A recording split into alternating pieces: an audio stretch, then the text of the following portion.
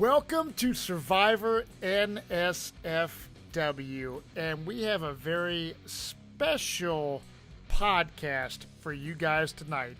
Just like we did our Legends Dreamcast assessment, if we were to cast Legends, Jonny picked his, I picked mine. We are doing a similar thing. Season 40, if it's an all-winners season, like the rumors are saying, we are doing our cast prediction assessment of who Jonny Fairplay would pick and who I would pick. How are you tonight, Jonny Fairplay? Well, this should be easy. None. I think it's a horrible idea. I'm sitting here looking through the names, and I think Corinne stated so eloquently, and I mean, this isn't a case of sour grapes. This is fact. Corinne tweeted, "In many, many cases, the winner of Survivor is not interesting or dynamic. Rather, it's a non-controversial person who didn't ruffle feathers and therefore earned votes.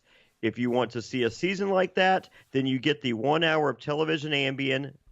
You deserve the 1 hour television Ambien you get for Survivor Season 40.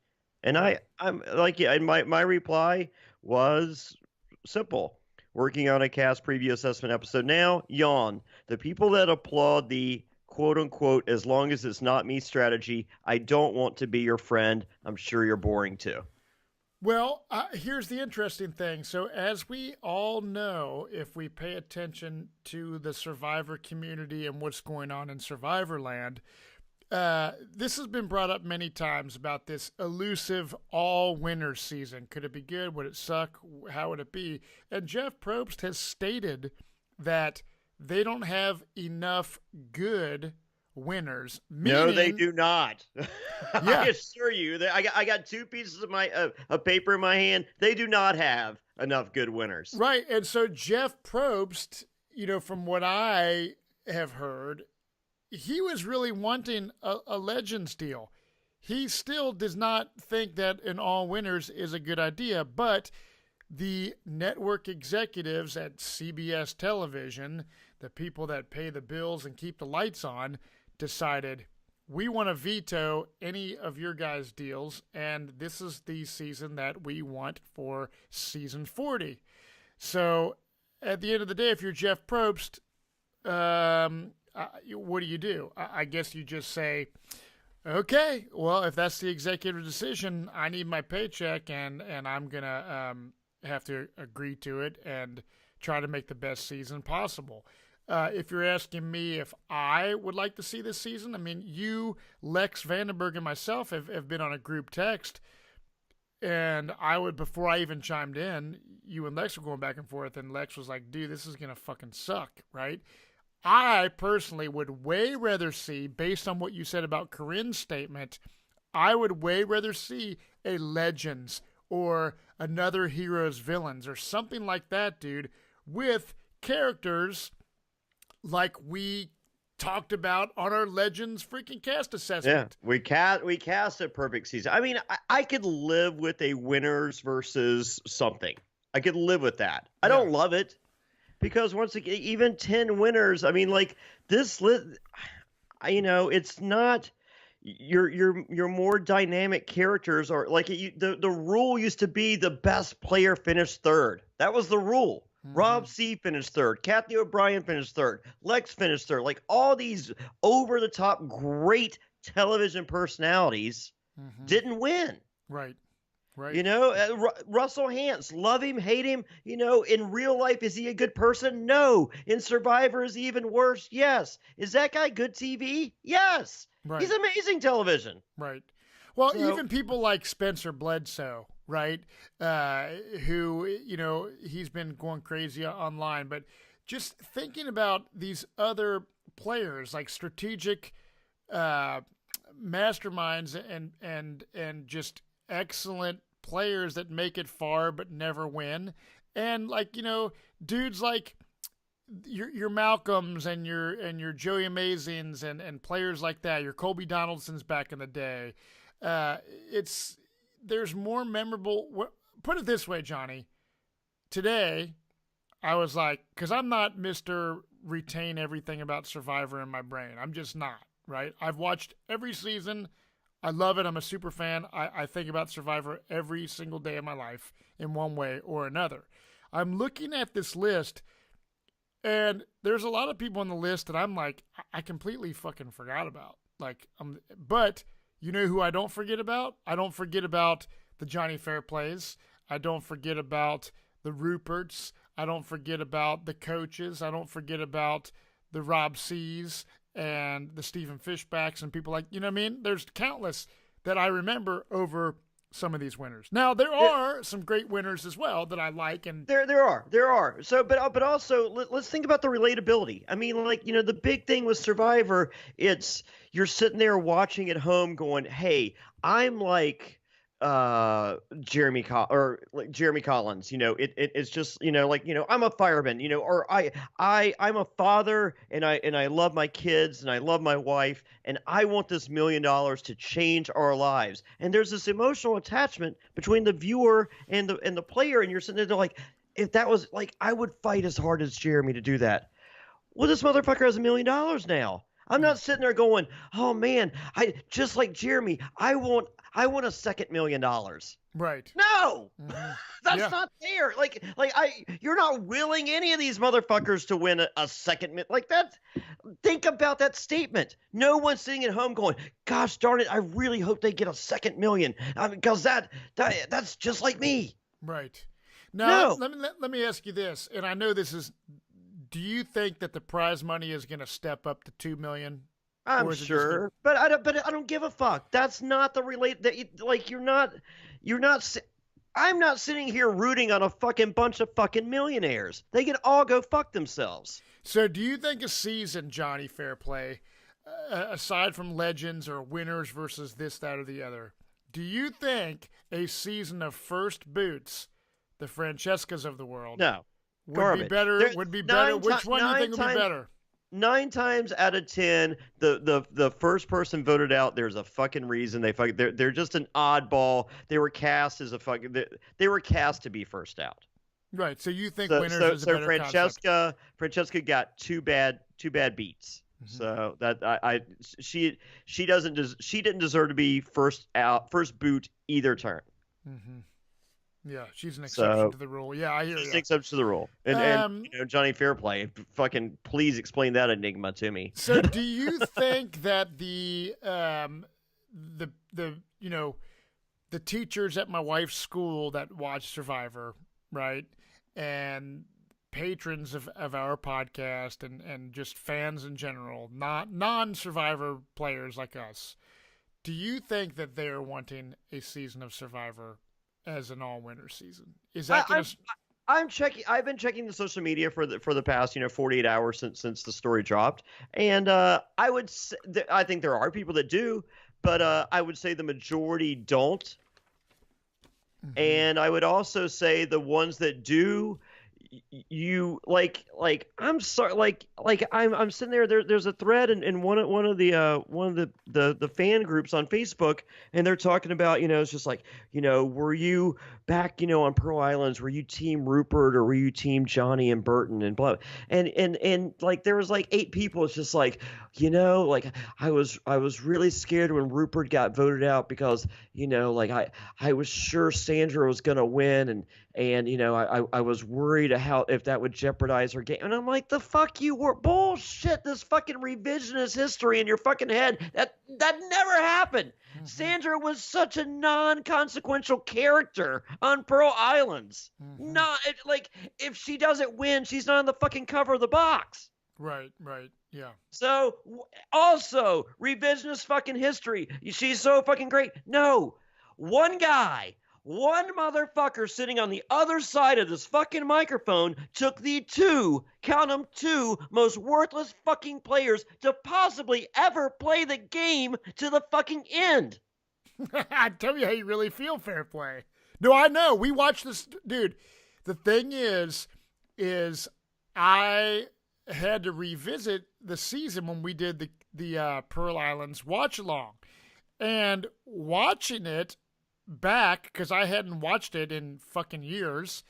I wish I hadn't. It's like Lil. Oh man, I don't even know what to say about Lil. And yeah, I was not impressed with any of that stuff. So I wholeheartedly believe what you're saying comes from the heart and is true and actuality. And talking from some of the guests that came on, like the Andrew Savages and the Burtons and different people, they back up your claims.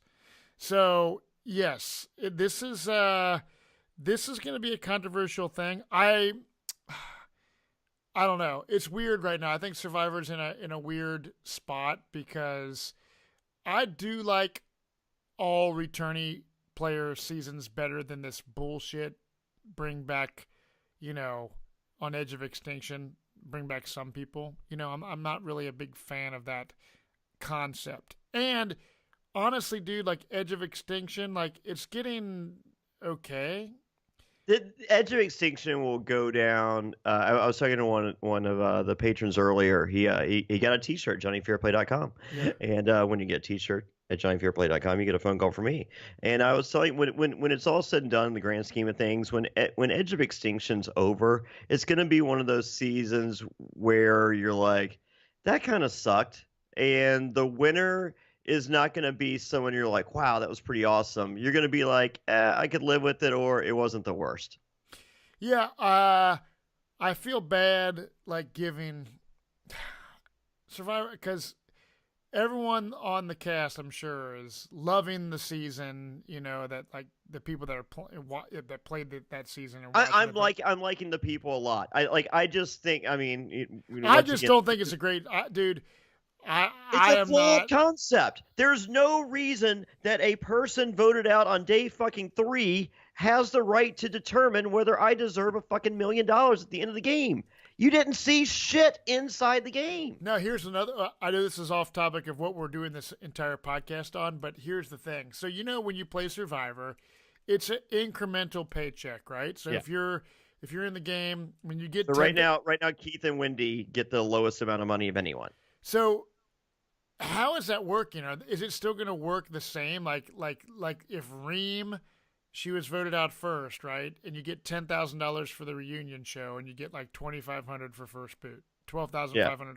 $12,500 total. So, since she's going to be there though till on Edge of Extinction, is she making more money than the $12,500?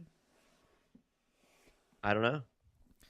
That's what it's whatever. I mean, like you sign a contract that says they can give you whatever the fuck they want. Yeah. I think Keith and Wendy probably get $15,000 each. God. And I think Reem probably gets like $20,000. Mm-hmm. I don't know. I give Reem a bonus. I mean, because I think she turned Edge of Extinction into fucking Lord of the Flies because of her fucking horrible attitude. Mm-hmm. But at the same time, like watching her as the welcoming committee has been one of the only enjoyable parts of that shit season. Yeah, it's it's not good. It's not against but character like Rick Devens. I think it's like you put him on another play without this fucking Joe Anglim fucking concept season. Rick Devens is good. War Dog, he's good. Victoria is great. The pseudo puppet master, Ron, mm-hmm. Great. I think there's some really good players out there. I do too. I once again, flawed concept ruins it, so, whatever. Yeah, the season, yeah. Well, okay. Well, what we're going to do, everybody, is we are going to give our picks. We're going to start from kind of earlier seasons, so basically season 1, all the way up to current time period. And we are going to kind of go back and forth, a male and then a female, and Jonny and I. So we are going to get started right now. We're going to go, I say we go with the men first. Okay. So I'm going with Richard Hatch, first pick. Richard Hatch was the first winner of Survivor.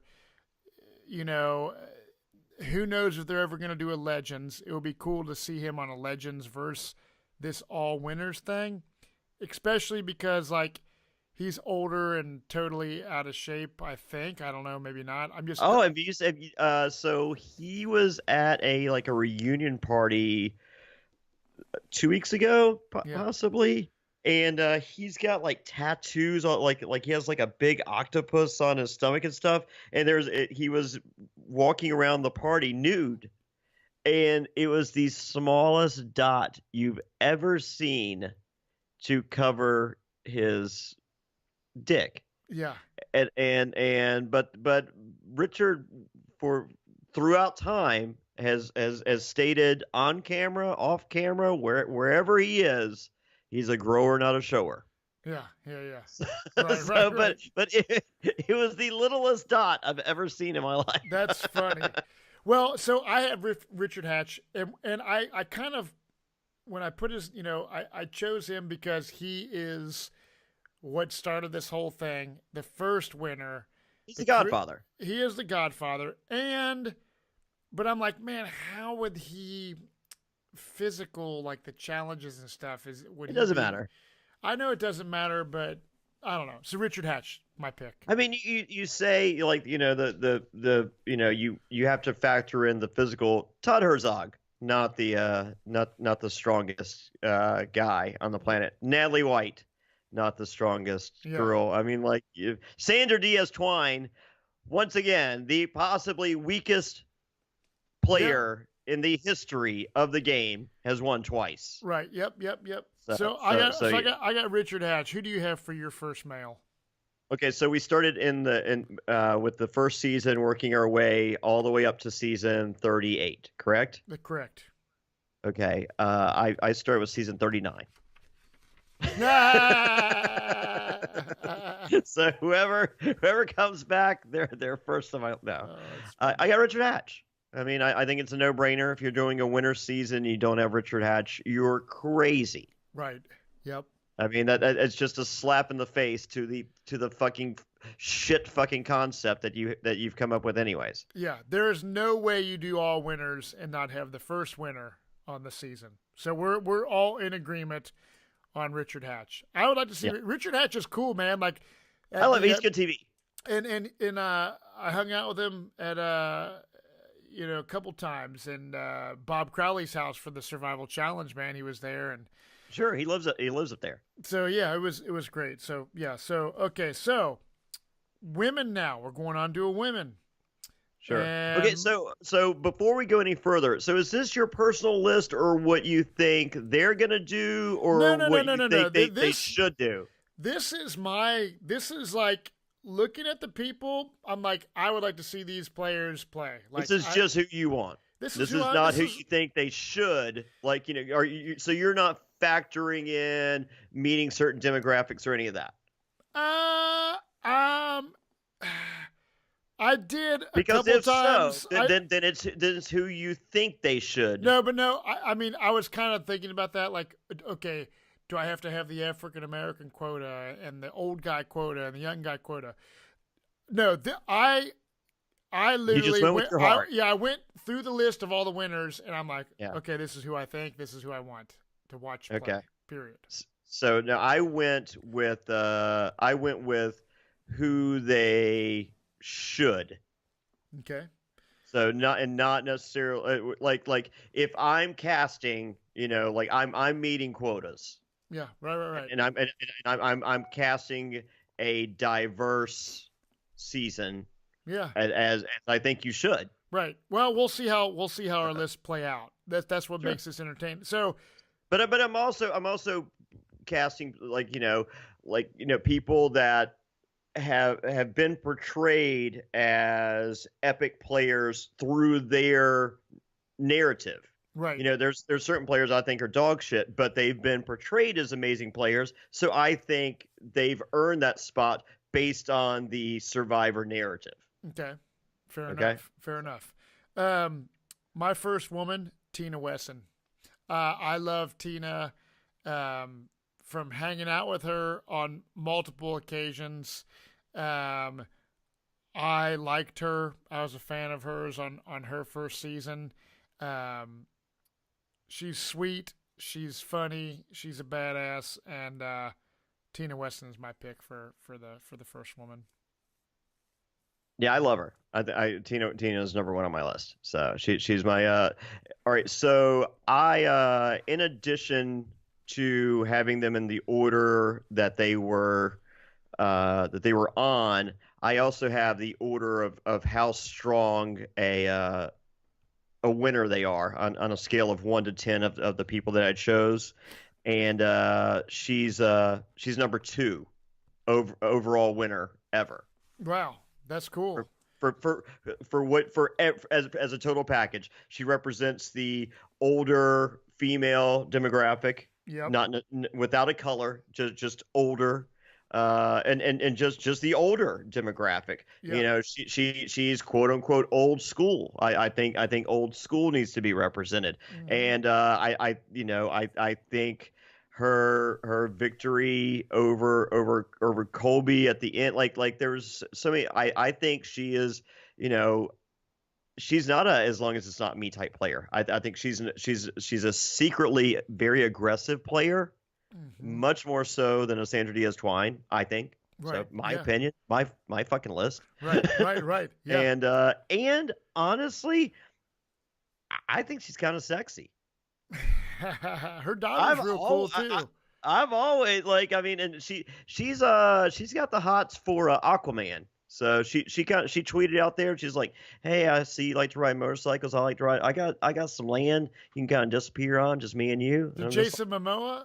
Yeah, she's all in. Your wife. Tess. Tess is all. Oh yeah.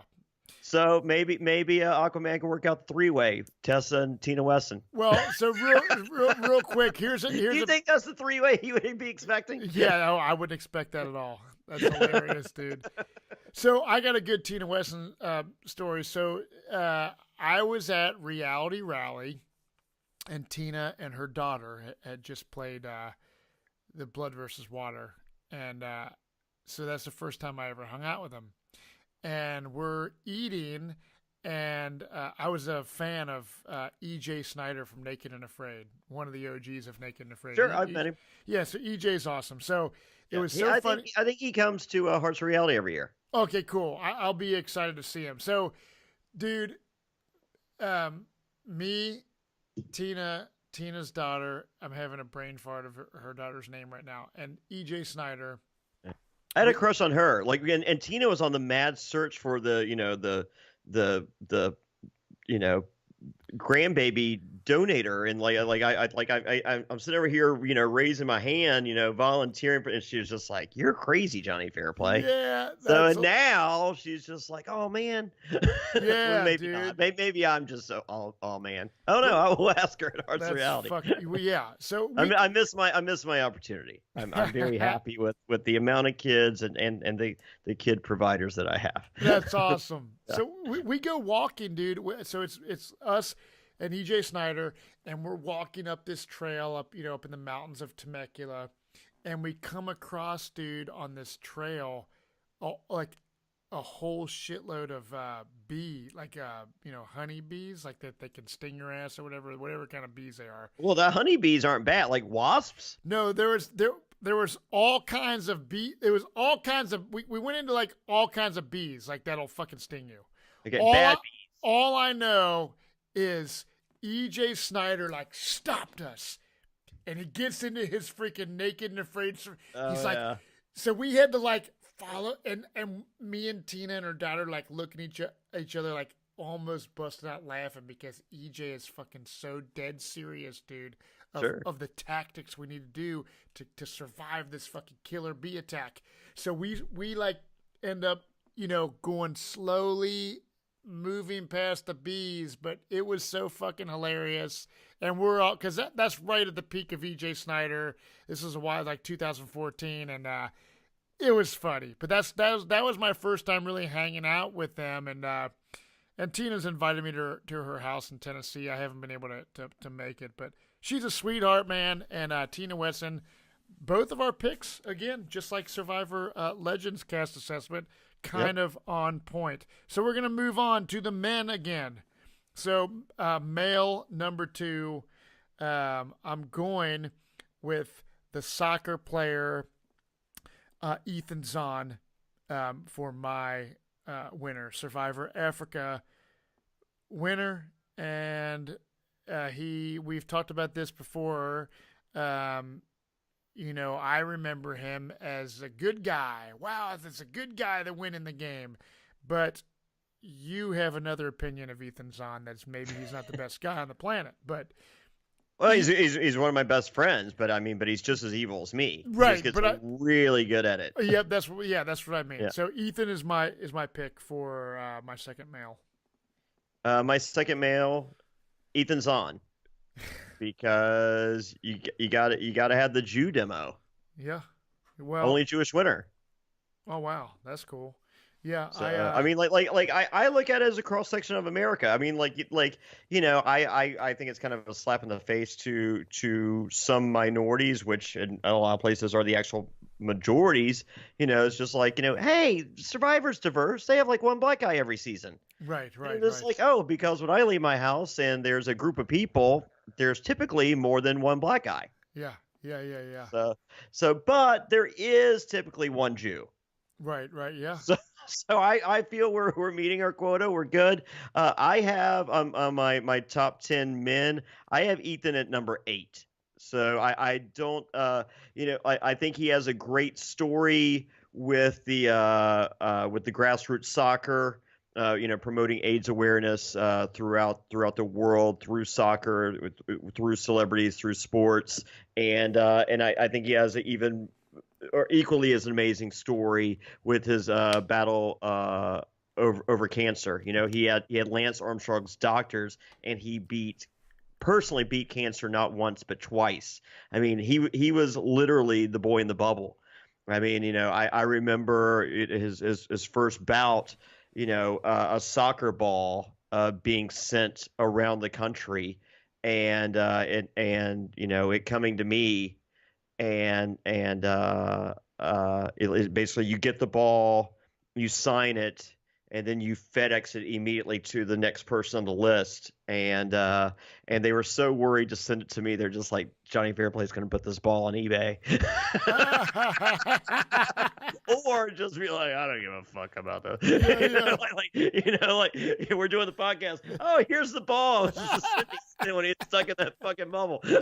Oh shit. But no, I remember actually, getting the ball and just, signing it with tears in my eyes, because Ethan just meant so much to so many of us. But I don't think, I think that story is more of a pop culture story than a Survivor story. I think if you survey the Survivor landscape of today, I think if you rated all the male winner, I think Ethan would weigh in about number 8 at best.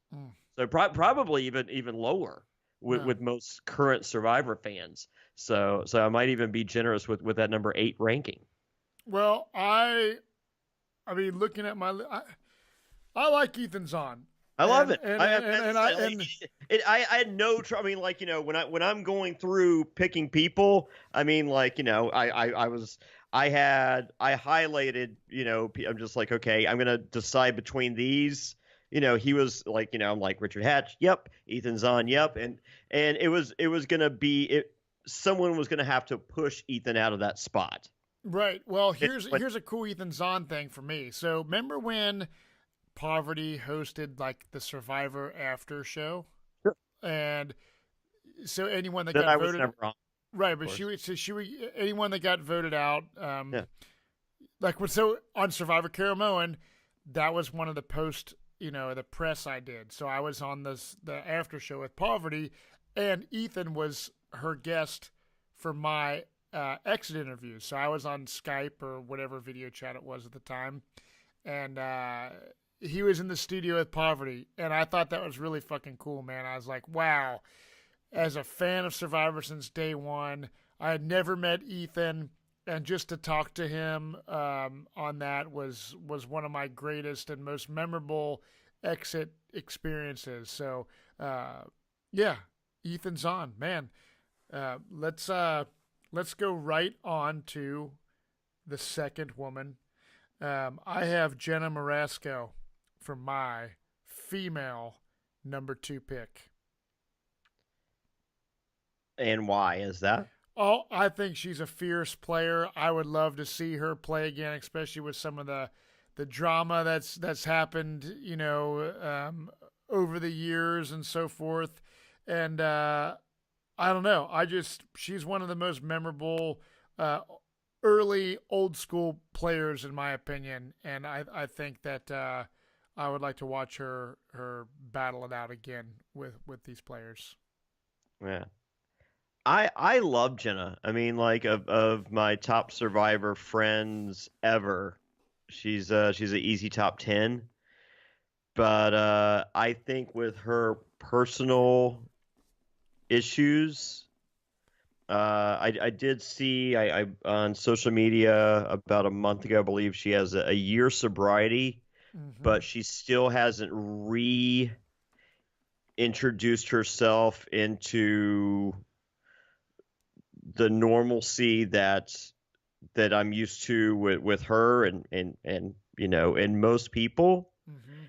And I just don't think timing wise is right for her personally or as a multi-billion-dollar conglomerate even extending the invitation. Gotcha. So that's not, once again, I did not cast with my heart. I casted, if I'm being paid by CBS, I don't want them to go, no, Jonny, you're picking her because, of a personal thing. I'm not picking her because I'm not using Gotcha.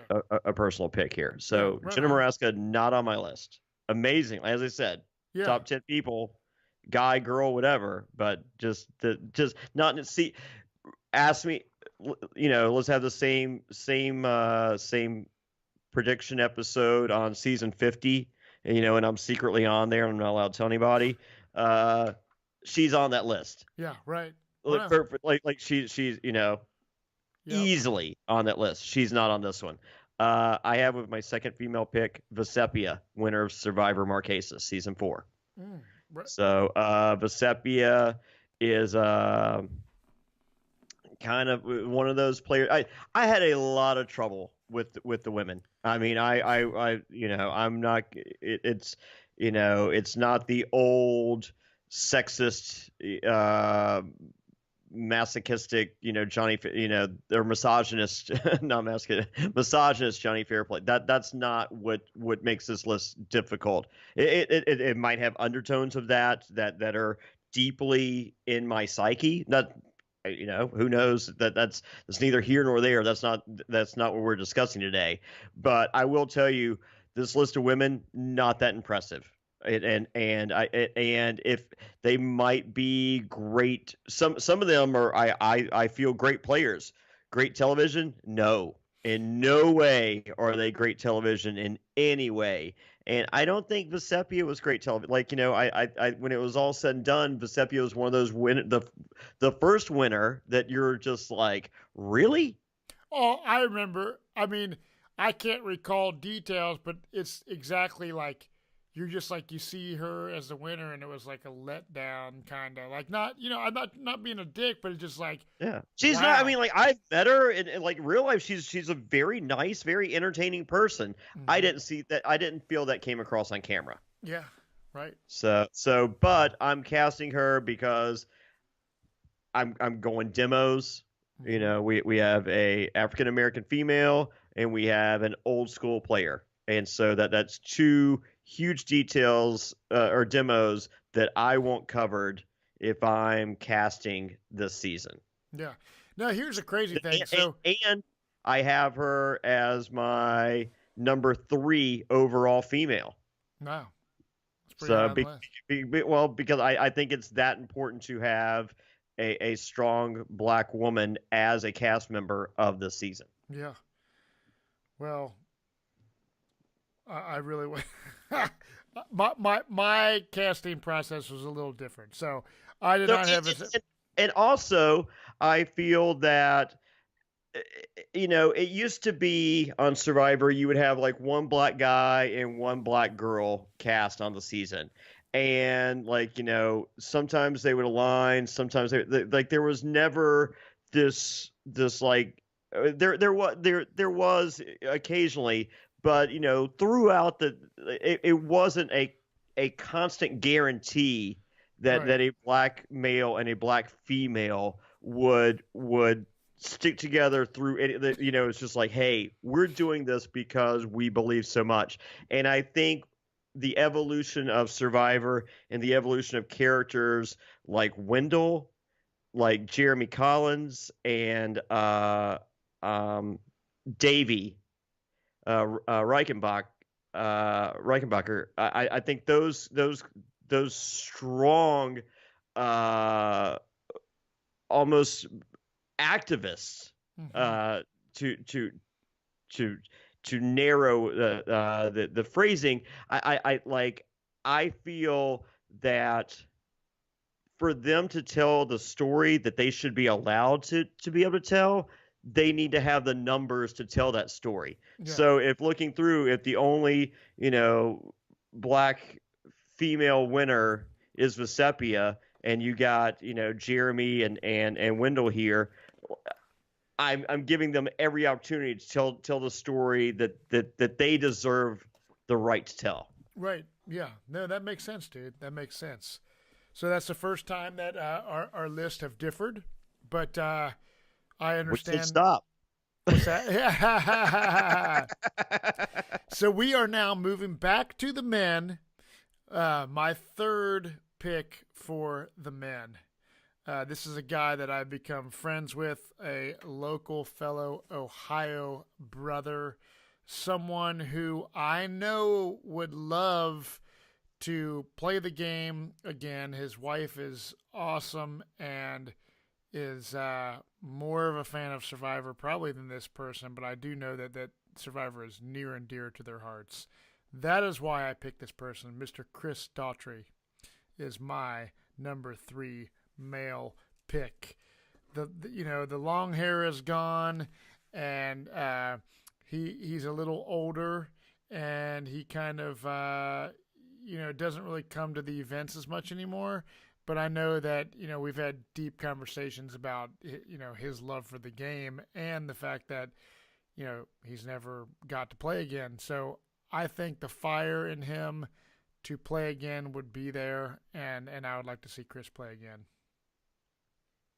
I wish that were the case. I know meeting with him prior to Heroes Villains, we were both anticipating him possibly getting the call. Or no, maybe even further back than that. Fans versus favorites. We were anticipating getting the call for a future season.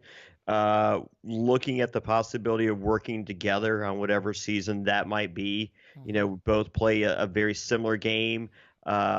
Really likable guy. The latest I've heard is that fire's gone. He's a bigger gentleman these days and doesn't want to be seen as that guy versus the guy he was. So that's one of the reasons he doesn't go to the events anymore like he used to, and he's kind of put Survivor behind him. So I would like to think what you believe is true, but I think, dude, that if he got the phone call all winners season, like, we want you, dude, yeah, that there is no fucking way that his wife, Lori, would let him say no. She's a fucking reality TV fiend. his wife Lori can't talk him into coming to joining us for Yeah, but for but that's fucking different, dude. You're talking about you have an opportunity to play the game of Survivor again for $1 million. You're not going to fucking watch Survivor for a little charity event or go hang out with Matt and Jonny Fairplay at fucking Kings Island. The stakes are a lot fucking bigger. And I think that if he had enough time to prepare, that he would. It's not a lot of time, and phone calls went out, and say February, leaving May 15th. not a ton of time there. Yeah, And dude, but think about this, Johnny. When you go on Survivor, it's a 39-day game, right? So yeah, how much did Big Tom lose? 70 fucking pounds in 39 yeah, days or whatever, yeah. how long he was in? So if I'm Chris Daughtry and I'm a bigger dude and I get the call, I'm immediately fucking going to my doctor and saying, look, dude, I'm doing Survivor again. And I would go and fucking lose mass fucking weight and try to do, I would quit my fucking job and try to just like lose 50 fucking 60 pounds before I go. If that's the reason why Chris doesn't want to do it. I Yeah. think he would do it, but Okay. I could be wrong. But Chris Daughtry is my choice. In addition, I don't think they were ever in love with the idea of him as a winner.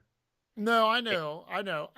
Like I said, my reasoning. Yeah. No, I said I love Chris. Like, he's one of my favorite players. I thought the guy played an amazing game. I think he was great. I think the problem was you had the whole Julie Berry thing going on, and like post Survivor, and I think that What do you mean? kind of like What do you mean? What's the whole Julie Berry thing? when she started dating Probst after Vanuatu. Okay, right.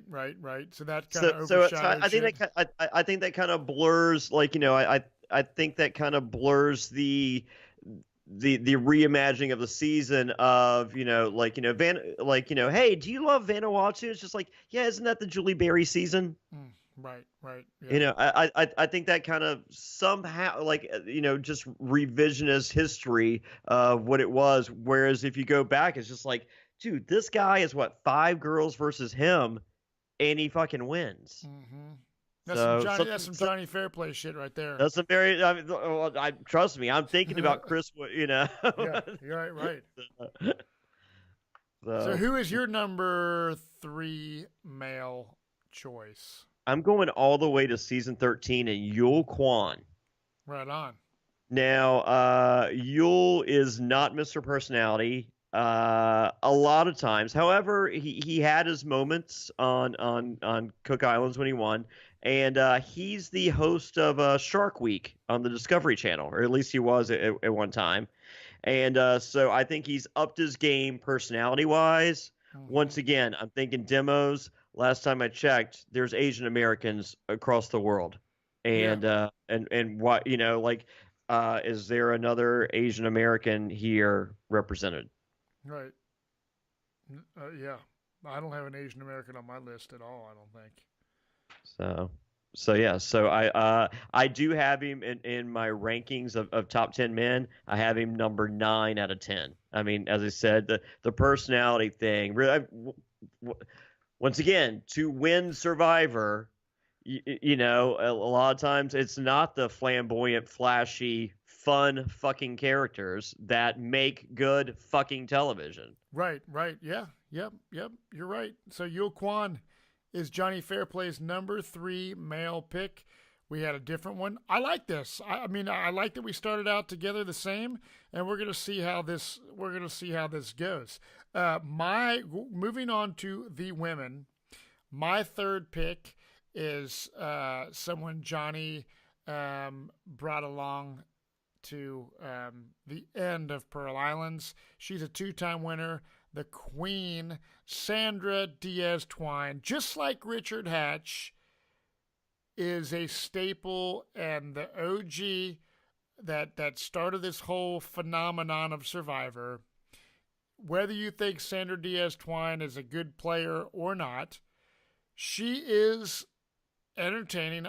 I liked her the last time she played, and I would like to see her play again. I think she would probably go out very quickly. But Sandra Diaz-Twine is who I think. Yeah. You think she would go far because no one's going to give her the $1 million a 3rd time. I get that. No, I don't.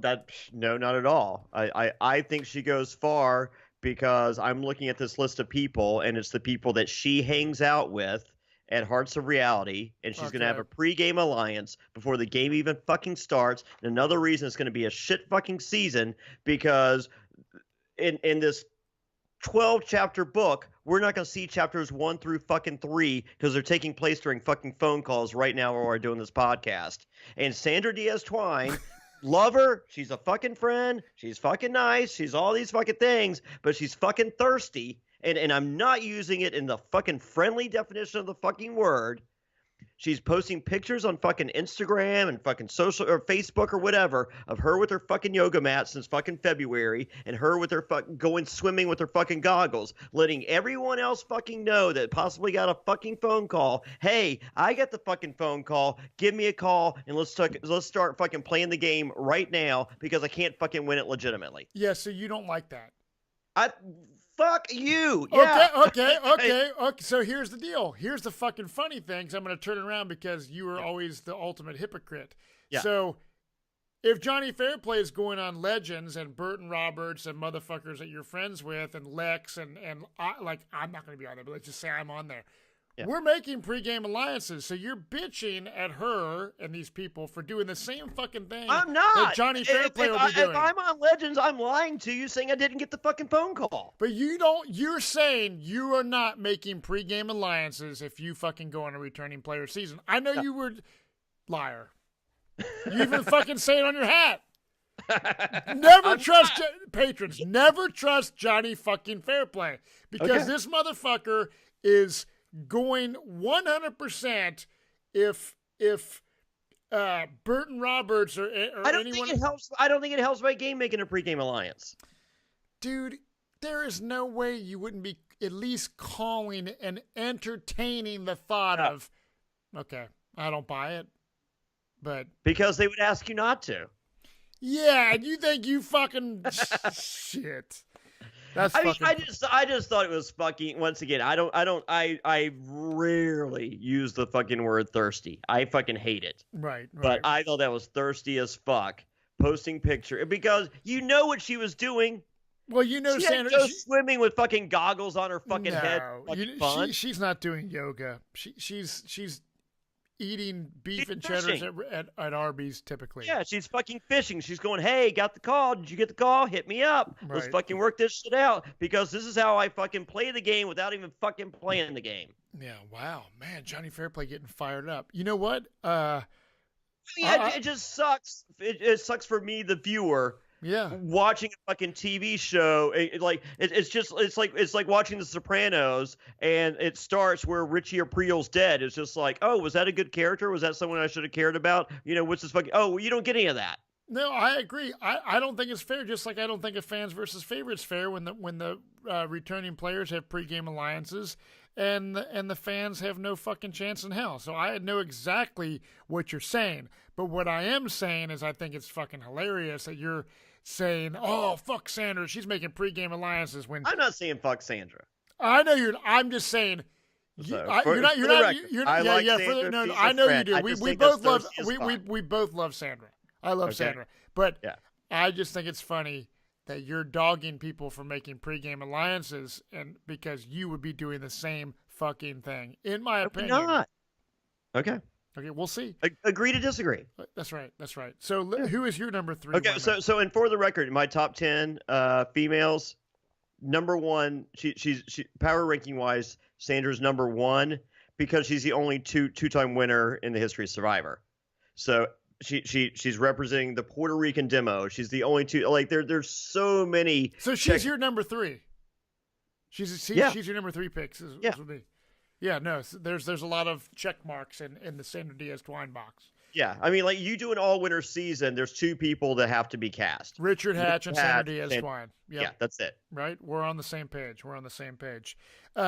So just so the patrons know, this is going to be Jonny Fairplay. This has been an intense podcast so far. I love it. Yeah. We're gonna be doing 2 more men and 2 more females, and then we're gonna do the remainder the following week. We're busting this into 2 podcasts. I'm making the executive decision right now. If you're cool with that, so just because I don't. Did you expect this to go much faster? No. I'm just all I'm doing is looking at the time, and I'm like, as a listener, I want to keep shit fresh, and so My number, we're going back to the men. So Jonny Fairplay and I agree. Sandra Diaz-Twine, our number 3 pick. She has to be on it. Number 4 pick. This guy is a friend of mine. I got to come on his property, not physically actually, come, but I actually went there. Good thing. Yeah, but leave no trace is what they like doing. I love this man's family. I will always hold dear to my heart the Durham Warrior Survivor Challenge that I did there. Mr. Bob Crowley, winner of Survivor Gabon. And the reason that I picked Bob is I just like Bob and his family, and I think that a lot of people may not have thought, Bob Crowley should have been the winner of Survivor Gabon. I was a fan of Bob Crowley, and I know he loves Survivor, and if it's an all-winner season, hell, I want to see Bob Crowley play again. Bob Crowley is not on my list. Yeah. Shockingly. Yeah, I knew he wouldn't be on your list. Bob kind of I like Bob. Bob and I have hung out a few times. A very nice man. His wife equally as nice, if not nicer. They're probably equal. Yeah. My problem with Bob, and this is the hypocrite in me, when I flew out for Heroes Villains to the final casting, flew to the airport, and they're just like, okay, when you get to the airport, there's gonna be somebody or when you get to the airport, take the shuttle bus from the airport to the secret hotel, and if you happen to see another survivor on the bus, don't talk to them. It's just, you're on silent lockdown, no communication. You get to the hotel, check in, go to your room. Once again, you see someone in the lobby, do not talk. You're on, you're on silent lockdown. So get off the plane, get on the shuttle bus. There's Bob Crowley. And I go, hey, Bob. He refuses to talk to me. And I'm just like, motherfucker, are you fucking, there's no, we're the only people on the bus. It's not fucking wired. He's like, look, he's just like, no, we were told, don't, I'm just like, ugh. Once again, the hypocrite, I'm pissed off at Sandra for fishing, but I think this is completely different. It's just two fucking grown ass men saying hello. That's it. I'm not like, so who are we going to vote out first? No, none of that. Mm-hmm. And then when we get to the hotel, once again, Bob fucking head down, straight, and there's James in the lobby. He's like, what's up, motherfucker? What's up, dog? Yeah. Fucking high five, and there is fucking PAs running around. They're just like, what are you doing? Yeah. Yeah. And it's like, this is my boy. Right. Yeah. That's fucking hilarious. I love that picture you just painted. That's funny as shit.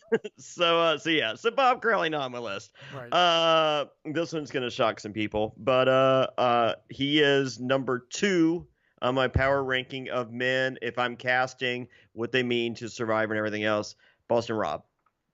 Yep. Love him. I mean, they suck his dick. So yeah. I did not put him on my list only because of I love Lex and some of the fucking shit that I've heard of Boston Rob and the evilness of that. That is, it's a personal. I've never met Boston Rob. I have no problem with the dude. I've never met the dude.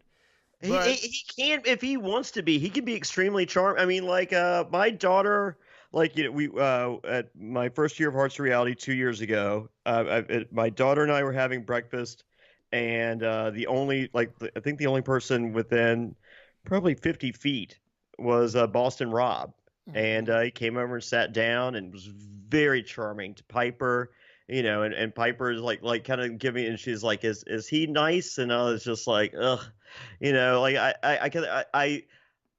I allow people to make their own conclusions. So, do I think he's a horrible person? Yes. So, however, he has 4 daughters.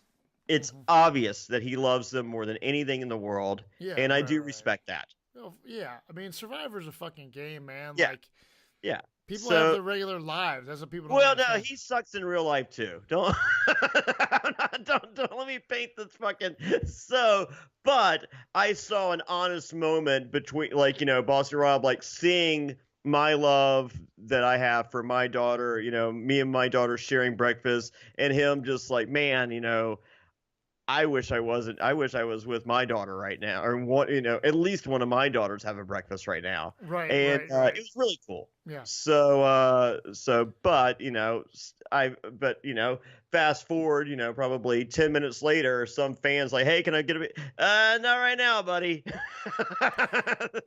Well, and I did get the picture. Yeah. I was like, Piper, you want a picture with this asshole? Yeah.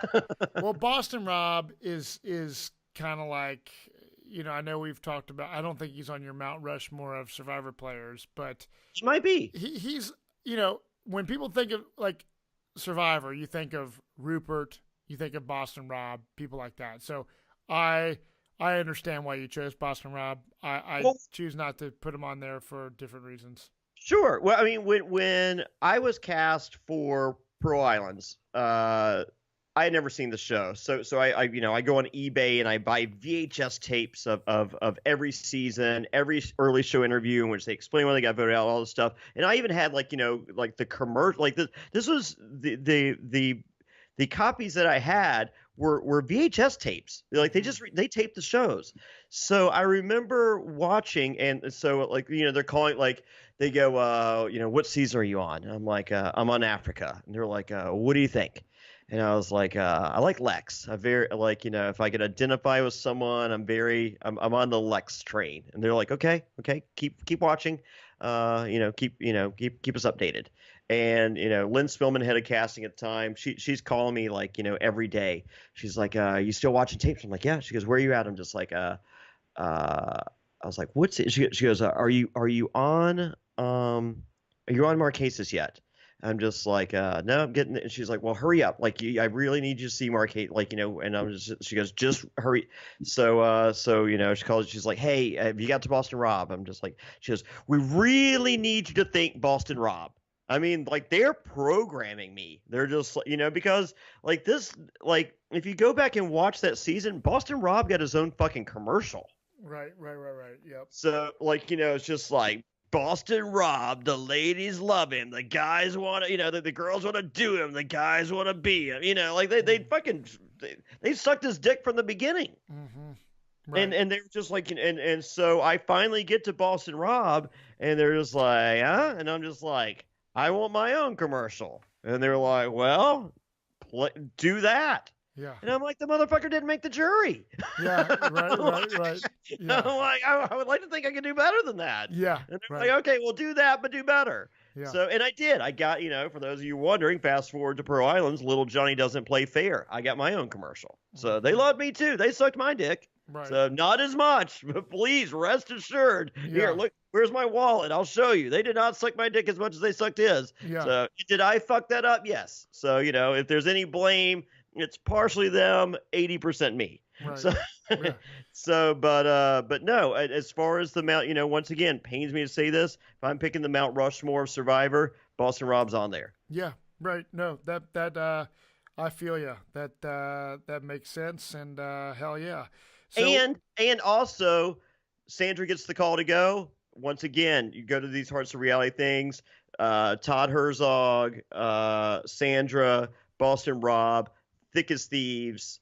If Sandra gets the call, Boston Rob gets the call, he calls, he goes, hey, did you get the call? Mm-hmm. Boston Rob sees someone that's a bigger threat than him, technically, with 2 wins under her belt and a built-in alliance before he even sets foot on the fucking beach. He says yes based on that. Right. Yeah. Wow. Crazy shit, dude. Crazy shit. Well, I was. This is the analysis that a lot of people were not expecting. No, I know. I mean, this is some of this shit, dude. Like I swear, it's like I CBS to listen to this and be like, did we fuck up by doing winners? Yes, yeah. You did. Right. That should be your resolution from listening to this podcast. You fucked up. It should have been legends. It should have been old school versus new school. Right. Oh yeah. Yep. Well, I have, moving on to number 4 women.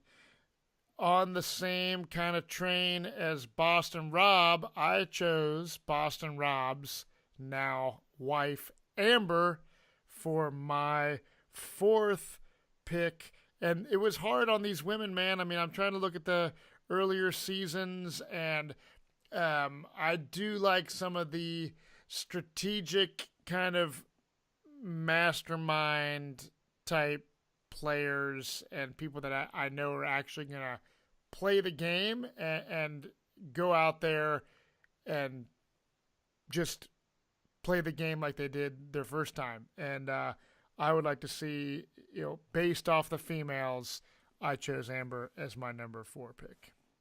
Yeah, she's not. I felt she was one of those players like the Boston Rob took the, it was basically the Russell Natalie White syndrome. It's just like, we don't like Boston Rob, let's give it to Amber. Yeah, right on. So I don't feel she's a strong player.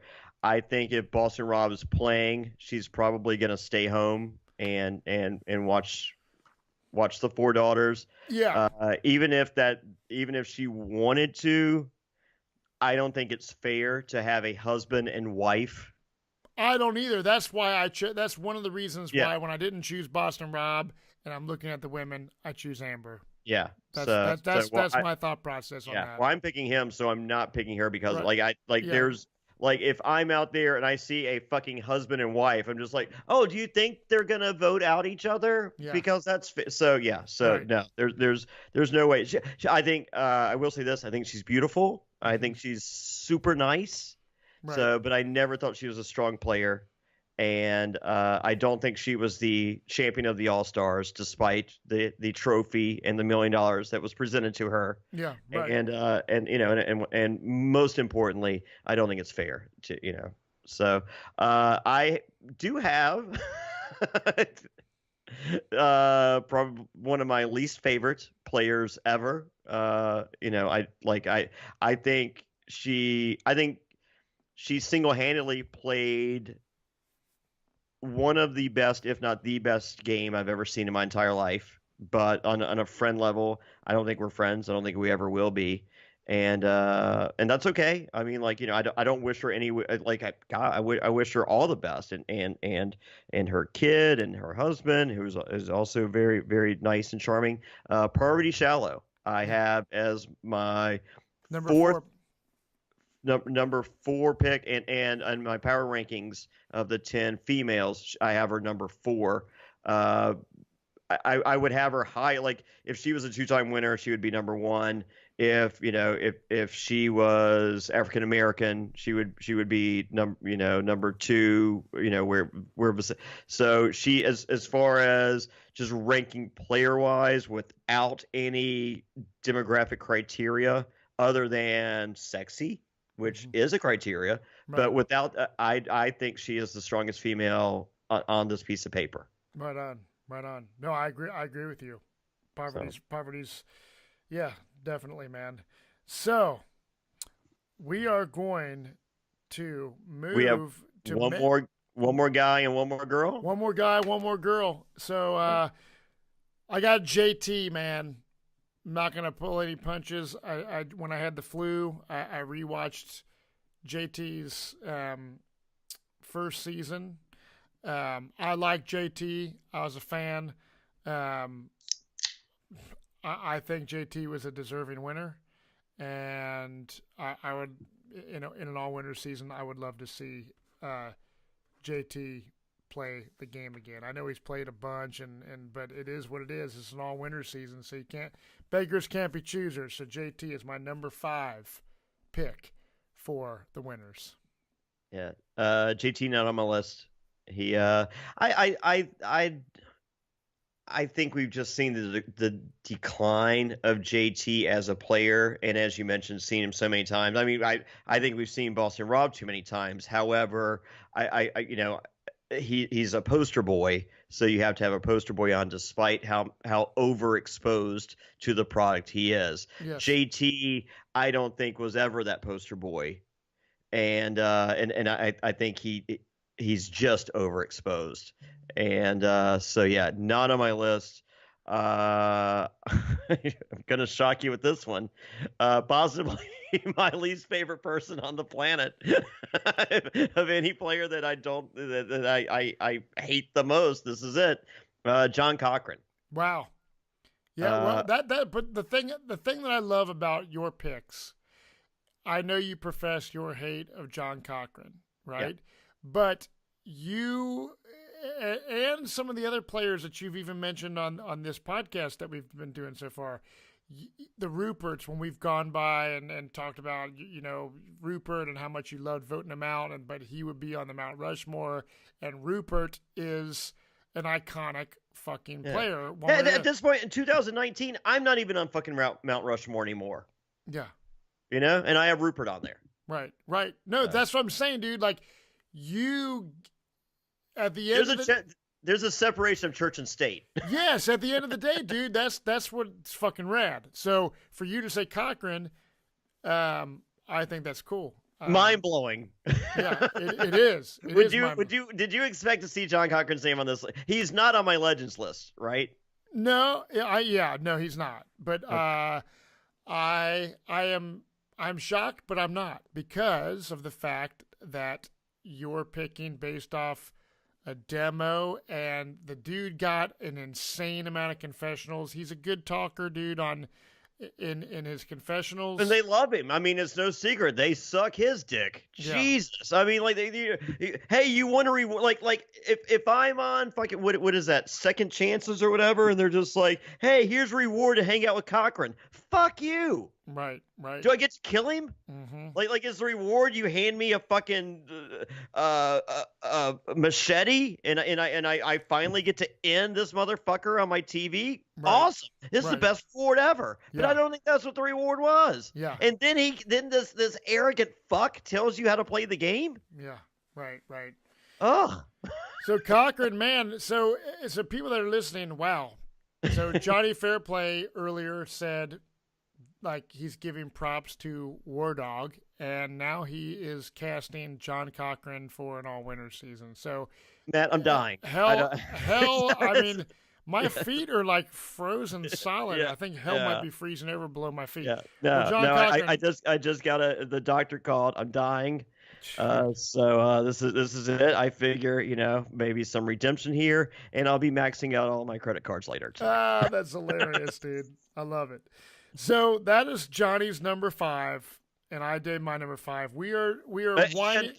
And as far as my power rankings are concerned, he is 10 last fucking place on the fucking men. Like, I think he's undeserving of anything. He's like, we're doing the Castaway watch along for Caramoan right now. We had Eric the Ice Cream Scooper on. We had Michael Snow on. We've discussed it. We've talked to other, like, this motherfucker may be the most undeserving winner in the history of Survivor. Like, I mean, like, he's getting credit that go for his win that goes to Dawn. Mm-hmm. Yeah. So, no, I hear you. I don't think Cochran wins any other season besides Fans versus Favorites. Yeah. It was meant for him to win. So, yeah. And they love him. We all know that. So, my number 5 women pick, this is the last pick for me for this episode, is Poverty. Same as your number 4 pick. She's my number 5 pick. Heroes Villains. I feel the strongest game played by a single person in the history of the show. Yeah, she played a great game. She's in a different place now. She's a mom. And so once what I look for as a viewer is, like, she's not the temptress. She's not the Black Widow, because she's married now. She has a kid now. So let's see the evolution of her game, and I'm excited to see that. Right. No, I hear you. And I can see her being equally as evil, going, "Hey, I have a kid. Would I lie?" Yeah. Yeah. And she's doing a confession. Fuck yes, shit's expensive for kids. Yeah. Right.